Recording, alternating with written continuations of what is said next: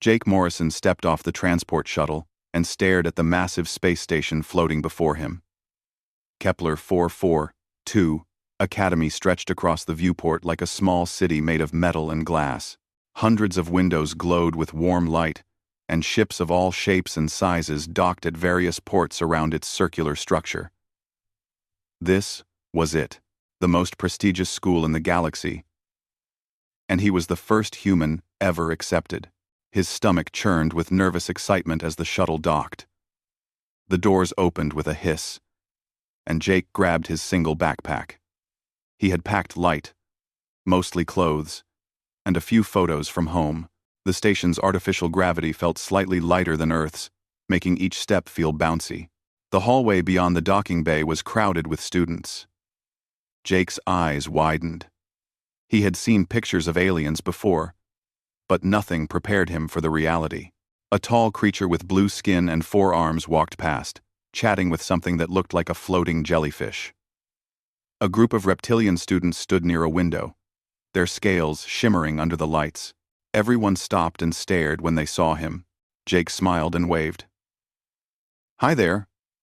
Number.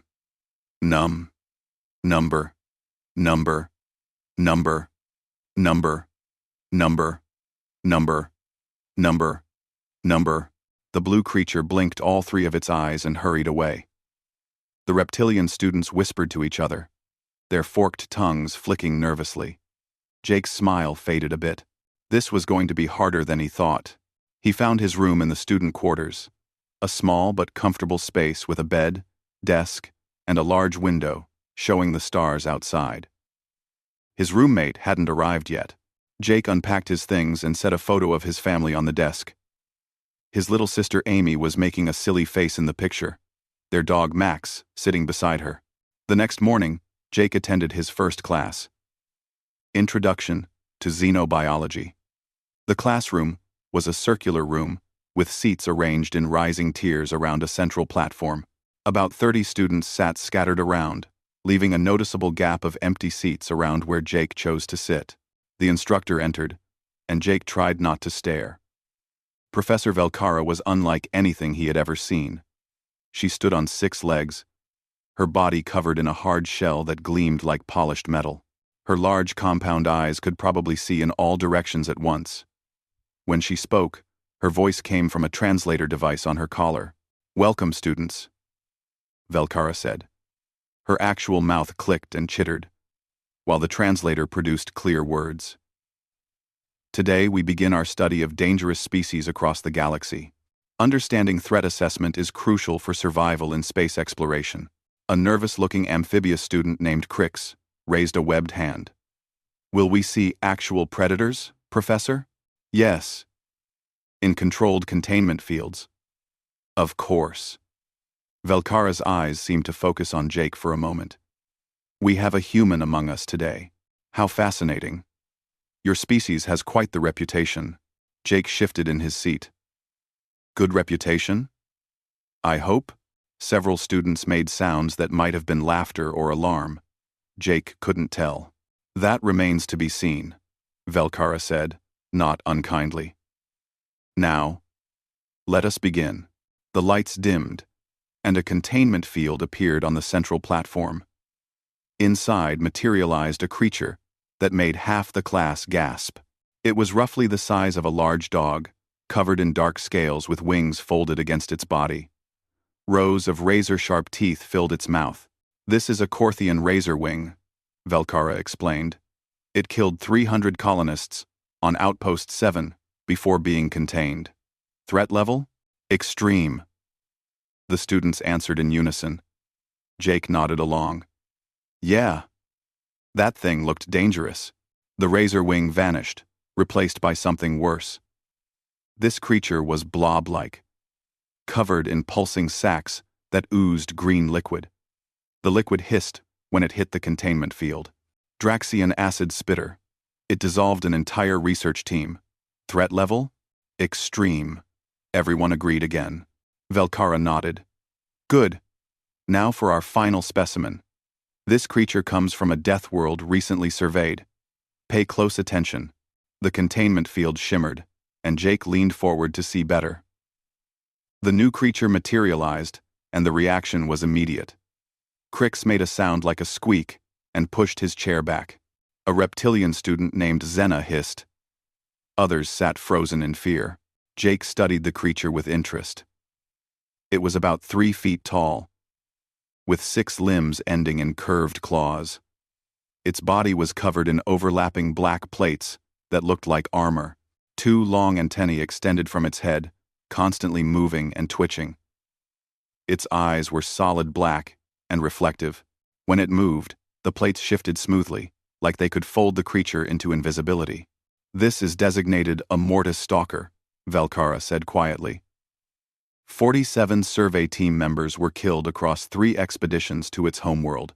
It hunts in packs, uses perfect camouflage, and its venom causes paralysis followed by liquefaction of internal organs. Death occurs within minutes. Threat level? Extreme.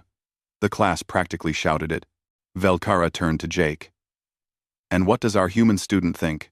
Jake tilted his head, watching the Mortis Stalker move around its containment field. It had a strange grace to its movements, careful and deliberate. The antennae reminded him of something. "Oh my God," Jake said, his face breaking into a warm smile. The classroom went completely silent. Even the environmental system seemed to stop humming. Every eye in the room turned to stare at Jake. "Look at its little antenna things," Jake continued, genuinely charmed. "Are those sensory organs? That's adorable. And the way it moves is so careful, like it's being polite." Velkara's translator made a sound like she was clearing her throat, though Jake wasn't sure if she even had a throat. "Perhaps the translation is malfunctioning. This creature has killed 47 trained professionals." "Oh, I understood that part," Jake said. "I'm sure it's very dangerous. But it's also really cute. Look at how the plates overlap. Can I pet it?" The xenobiology classroom erupted into chaos. Xena stood up so fast her chair fell over. "The human has lost its mind. Anyone. The human has lost its mind." Crix frantically tapped at his datapad, his webbed fingers shaking. No. This doesn't make sense. Humans are supposed to be intelligent." Velkara held up one of her front legs for silence. "Jake Morrison, I assure you this is not a creature to be treated with affection. It is an apex predator from a hostile environment. Every species in this room correctly identifies it as a lethal threat." Jake looked around at his classmates' horrified faces. He genuinely didn't understand what the big deal was. "I mean, yeah, it's dangerous. But so are lots of things. That doesn't make it not cute." "Lots of things," Velkara repeated. "What things?" "Well, regular stuff." Jake shrugged. "Bears, wolves, big cats, sharks, some snakes. Most of them are pretty dangerous, but they're also amazing to watch." Crix made a strangled sound. He had pulled up a file on his datapad, and his large eyes were growing even larger as he read. "Professor, I think you need to see this." Velkara walked over on her 6 legs and looked at the datapad. Her antennae twitched. "This cannot be accurate. What is it?" Xena demanded. Crix's voice was barely a whisper. "Earth is classified as a Class 12 death world." The room went silent again. "That's the highest classification," another student breathed. "There must be an error in the database," Velkara said, but she didn't sound convinced. Jake felt confused. "What's a death world?" Crix turned the datapad around so everyone could see. Data scrolled across the screen. Extreme temperature variations, volatile weather patterns, thousands of venomous species, 5 mass extinction events, predator density off the charts. "A death world," Crix explained in a shaky voice, "is a planet so dangerous that most species would die within days of landing there. Class 12 means it's one of the most hostile environments ever discovered." Jake frowned. "Earth? Really? I mean, it can be a bit rough sometimes, but you learn to deal with it." "A bit rough?" Zena's tail was lashing behind her. She was from a warrior species, but even she looked disturbed. Your world has weather patterns that would destroy cities on my planet. You have volcanic activity that never stops. Your ocean creatures include things with enough venom to kill hundreds. Well, yeah. But most of them don't bother you if you don't bother them, Jake said reasonably. Velkara studied Jake with her compound eyes. Tell me, Jake Morrison, what creatures live near your home? Jake thought about it. Let's see. Lots of deer, some black bears in the mountains, coyotes, rattlesnakes, brown recluse spiders, fire ants, wasps. Oh, and there's a family of raccoons that gets into our trash sometimes. They're really cute. Multiple students looked like they might faint. Those are all deadly, Crix whispered, checking each one on his datapad. Not really, Jake protested. I mean, you have to be careful with the snakes and spiders, and you don't want to mess with a bear. But mostly, they just do their own thing. Zena pointed a clawed finger at him. You said you find the mortis stalker cute. What creatures does your species consider cute enough to keep as companions? Jake brightened. Oh, tons. Dogs, cats, birds, fish, hamsters, rabbits, lizards, snakes. Some people keep spiders and scorpions. My friend has a python. Velkara tapped something on her own device. Computer, display Earth canine. Dog. A hologram appeared in the center of the room. It showed a large German shepherd. Teeth visible. Muscles rippling under its fur. This is a wolf descendant, the computer's voice stated. Apex predator. Pack hunter. Bite force of 320 pounds per square inch. That's max, Jake said happily, pointing at the hologram. Well, not that exact dog. But that's the same kind. He's my sister's dog. Sweetest animal you'll ever meet.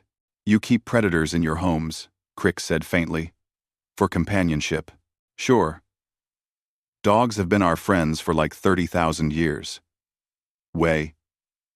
Velkara dismissed the hologram. I need to report this to the administrators. Class is dismissed. As the students filed out, they gave Jake a wide berth. He sat alone for a moment, confused about what had just happened. His communicator buzzed. It was a message from Amy back on Earth. Hey, big bro. How's space school? Miss you already. Jake smiled and typed back. It's interesting. I think I might have said something wrong in class, though. Everyone seems scared of me now. Jake smiled. Everyone. Everyone. Everyone seems scared of me now. The reply came quickly. What did you do? I just said an alien creature was cute. I don't get what the big deal is. The emergency meeting in Administrator Kale's office was tense. Velkara stood before the administrator's desk, along with 3 other faculty members. Kael was an elderly Zenthari, his shell scarred from decades of service. He listened carefully as Velkara explained the situation. A human student found a mortis stalker adorable, Velkara said, and asked if he could pet it. Kael's antennae drooped. I was afraid of this. The council warned me that humans might be unusual. Unusual? One of the other professors, a floating energy being named Loomis, pulsed with agitation. Administrator. The human comes from a world that makes the mortis stalker's homeworld look like a paradise. I pulled the full report. Earth has insects that kill 700,000 humans per year. Small insects. And the humans just accept this as normal. Kale pulled up more data. It says here that humans have creatures in their oceans called box jellyfish. Nearly invisible. And one sting can kill in minutes. Yet humans still swim in these oceans. For recreation. They also have land predators weighing over 600 kilos, Velkara added. Called bears.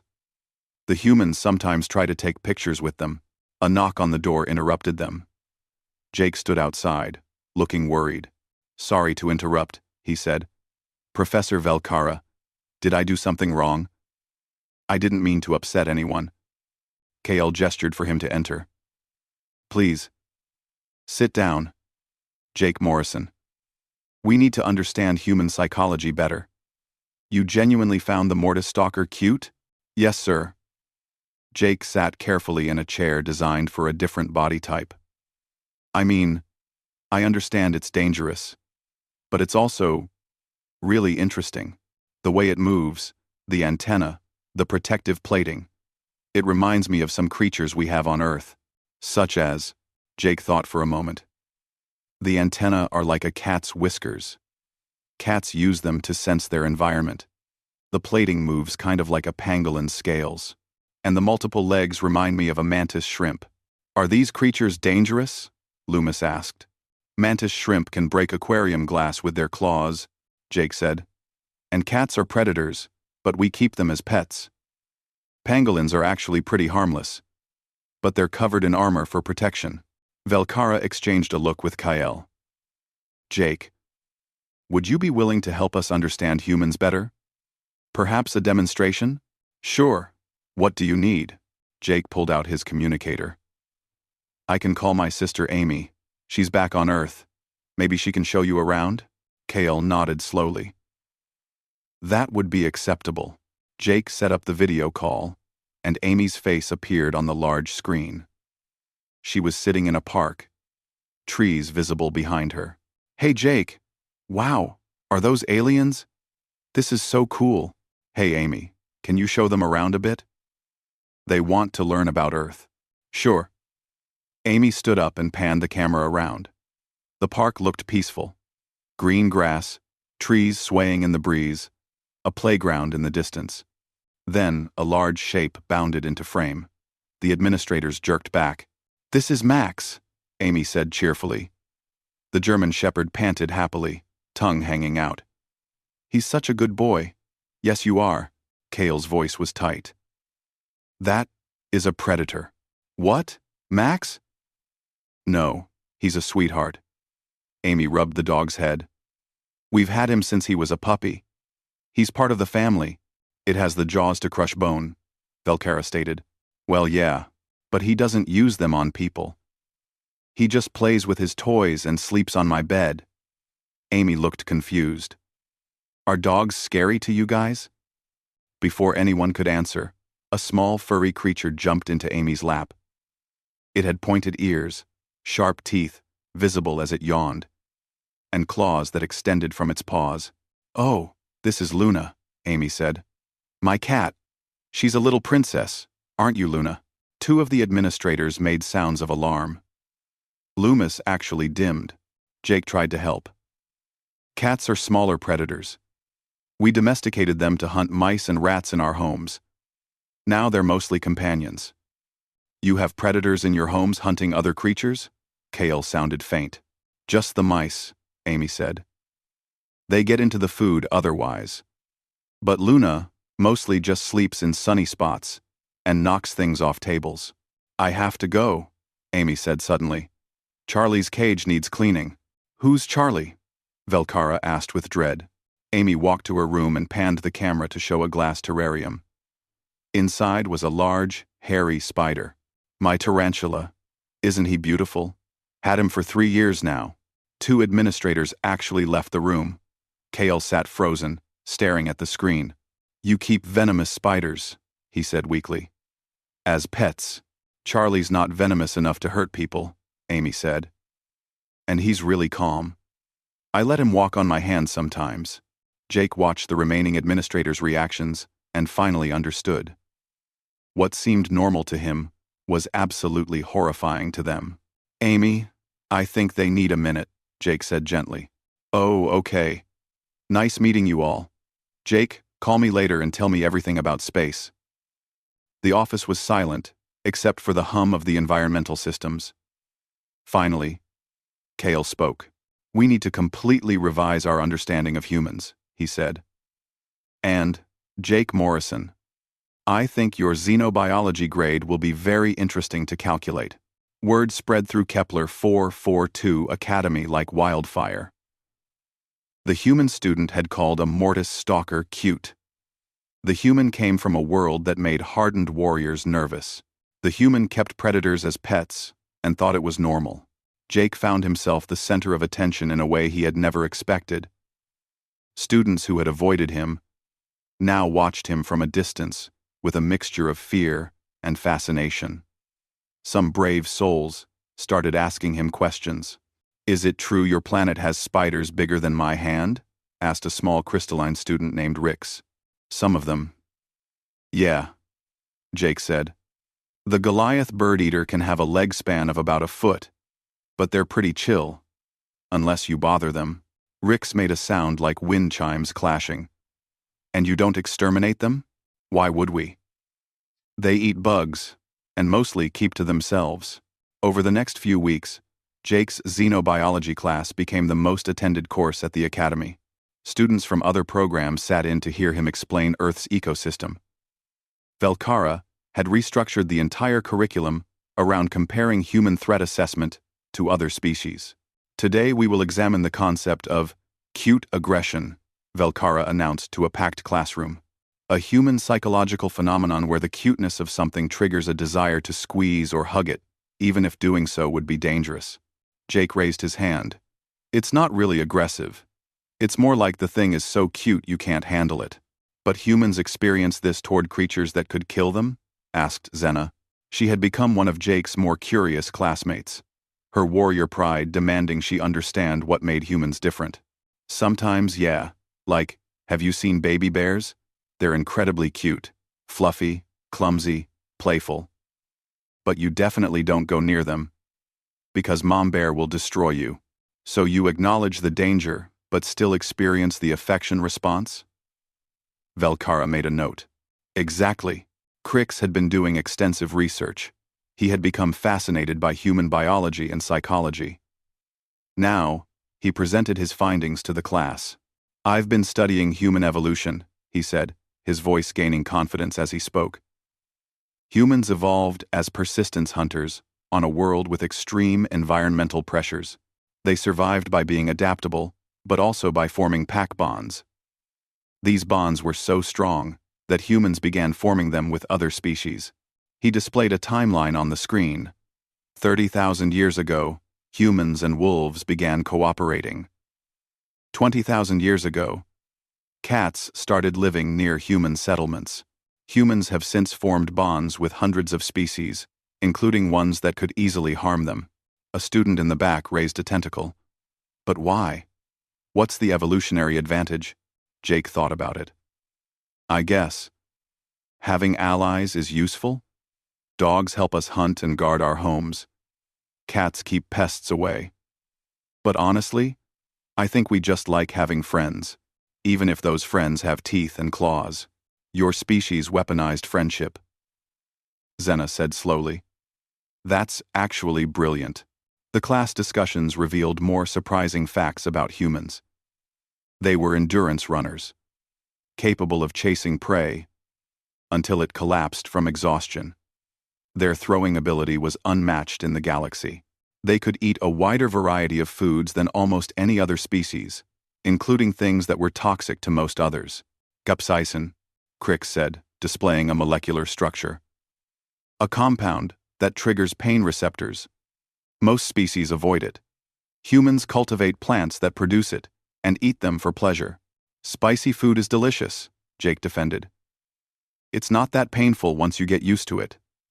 You build up a tolerance to pain for enjoyment." Loomis pulsed in confusion. "Well, when you put it that way, it sounds weird." But the most shocking revelation came when discussing human pack bonding in extreme situations. Velkara displayed reports from various human exploration missions. 3 separate species, previously classified as irredeemably hostile, have been successfully contacted by human diplomats, she said. In each case, the humans reported that the species was misunderstood and just needed a friend. One report showed a human named Danny Kim sitting with a creature that had destroyed 2 research stations. The creature, all spines and venom sacs, was curled up next to Danny like a puppy. "He named it Spike," Velkara said, "and it now works as a guard animal at a human outpost." Jake grinned. "Most things are deadly," Zena countered. "Your species just doesn't care." We care, Jake said. We're just optimistic? The real breakthrough came when Velkara proposed an experiment. With extensive safety protocols and emergency teams standing by, they would allow Jake to interact with the Mortis stalker under controlled conditions. The viewing gallery was packed. It seemed like the entire academy had come to watch. Jake stood in a reinforced interaction chamber, separated from the Mortis stalker by a transparent barrier. The creature paced on the other side, its black eyes watching him. Remember, Velkara's voice came through the speakers. The Mortis stalker is extremely dangerous. Do not make sudden movements. If it shows any sign of aggression, we will extract you immediately. Got it, Jake said. He studied the creature carefully. Now that he was close, he could see more details. The way its antennae tracked movements. How its breathing made the plates rise and fall gently. The careful placement of each foot. It's scared, Jake said suddenly.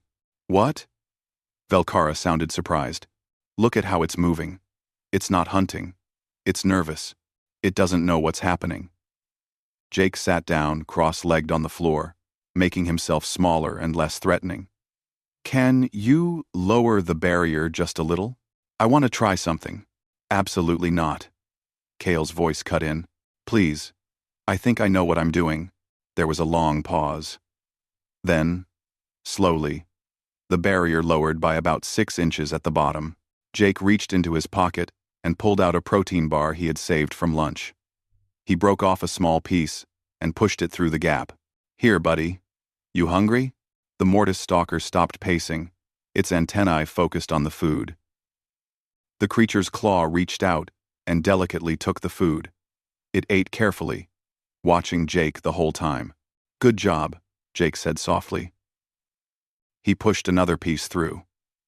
This time, the Mortis stalker came closer, its antennae nearly touching Jake's hand through the gap.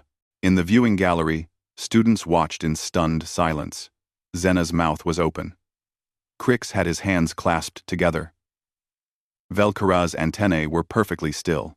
Over the next hour, Jake slowly built trust with the creature. He talked to it in a gentle voice, offered it small amounts of food, and moved, slowly and predictably. By the end of the session, the Mortis stalker was resting near the barrier. Its antennae relaxed. I think he likes me, Jake said, smiling. Velkara had to sit down, which was awkward with her 6 legs. 6 months passed, and Kepler 442 Academy was a different place. Jake's success with the Mortis stalker, which he had named Buttons, had changed everything. The creature was now kept in a larger, more comfortable habitat. And Jake visited it daily. More humans had arrived at the academy, and each one displayed the same unusual traits. Lisa Park, a cheerful girl from California, had bonded with a creature that had previously injured 4 handlers. She called it Muffin and took it for walks. Chris Bennett started a club called the Misunderstood Predators Appreciation Society. To everyone's surprise, it became the most popular club on the station. Students from dozens of species joined, learning from human examples how to read body language and build trust with dangerous creatures. The galactic community took notice. Human consultants were now requested on every deathworld expedition. The Galactic Council offered Earth a permanent seat on the Xenobiology Ethics Committee. Humanity's unique perspective was finally recognized as valuable. Jake sat in his quarters, video calling Amy. Buttons lay curled up on his bed, having been approved as an emotional support animal. The creature that had once killed 47 people now purred softly when Jake scratched behind its antennae. Only you could make friends with an alien murder machine, Amy said, laughing. She had Max on her lap, and Luna was visible sleeping in the background. He's not a murder machine, Jake protested. He was just scared and misunderstood. Everyone was treating him like a monster, so he acted like one. But he's actually really sweet once you get to know him. What's next for you? Jake glanced at his datapad, where a new message had just arrived. It was from the Galactic Exploration Committee. Expedition request, it read. First contact with species 4000. 721. Homeworld Classification. Deathworld, Class 13. Human Consultation. Urgently requested. Class 13. That was even higher than Earth. Jake felt a thrill of excitement. Somewhere out there was a creature that might be even more misunderstood than buttons. Something that other species feared. But that might just need a friend. There's a new mission, Jake said.